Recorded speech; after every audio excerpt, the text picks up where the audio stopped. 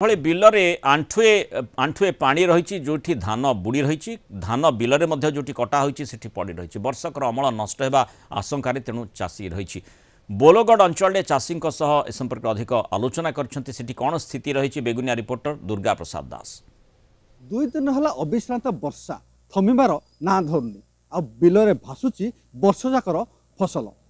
सेपटे चाषी भी अनेक चिंतार थिबा बेले कोठी धान आनी रखिबो एवं अनेक धान को मध्य बिलरे पकई रखिसंती कारण ए जाए मंडी खोलुनी तबे केते चिंतार अछंती आ केमिति वर्षा अछि बेगुनिया बोलगढ़ अंचल रे आमे आसी पहुंचीचु बेगुनियार किछि ग्रामांचल रे पचारि बुझिबा कि चाषी मठरू वर्षा 4-5 दिन है लगी रही लगन वर्षा अंततः पक्षे चाषी यहाँ अमल समय ये अमल समय जो मसे 1.5 मास धरी चली प्रायतः 3 थर एमती लगना वर्षा है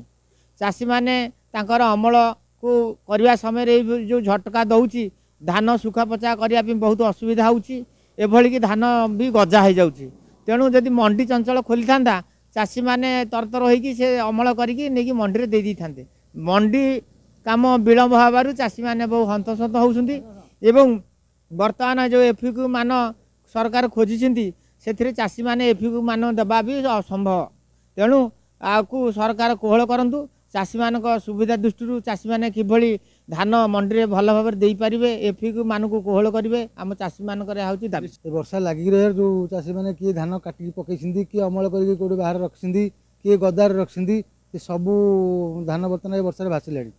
भासिया पर धान पानी खाइब पानी धान धान मान भी खराब हे मंडी खोजुचे मान मंडी मान खोजा द्वारा धान निश्चिंत खराब हो मान चाषी देवे कौट मंडी आनी धान किसी कटा हो पड़ी जहाँफल बंधा हो पारनी जहाँफल कि गजार परिस्थिति हो गला वर्षा जो पकई 3-4 दिन लगाण वर्षा गजा हो किसी धान याफल मंडी जो मान देखुं मान अनुसार आम मंडी धान दे पारे जेहेतु बिक्री कर बहुत असुविधा हो सरकार या किसी पदक्षेप नियंतु जहाँफल कि धानटा आम चाषी मैंने केमती बिकी पारू सरकार टी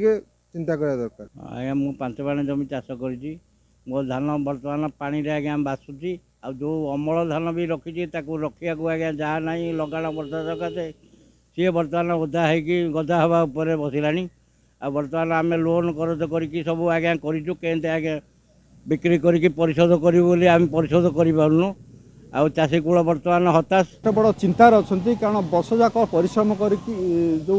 धान फसल करते शेष समय अमल समय जहाँ को लेकिन वर्षा धोई नहीं जाती बड़ प्रश्नवाची चेष्टा सृष्टि कर। बेगुनिया दुर्गा प्रसाद दास कलिंग टीवी।